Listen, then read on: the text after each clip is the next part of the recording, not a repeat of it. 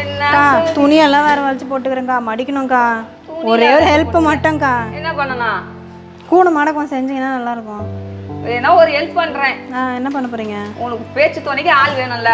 பேச்சு துணைக்கா? கொஞ்சம் கூட வர ஃப்ரீயா பேசுறதுக்கு அப்படியே உட்காந்துக்கிறேன். என் ஃபோன் வர அங்கே வச்சுட்டு வந்துட்டேன். நான் கீழே வர ஃபோன் வச்சுட்டு வந்துட்டேன். வரேன். இப்போ எத்தனை கொடுக்குவா? அப்போ எத்தான் கொடு. பேச்சு துணைங்க பாட்டு கேட்டுனே நீ வேலை கேட்டுட்டே நான் பார்த்துட்டு இருக்கேன். பாத்திரமா?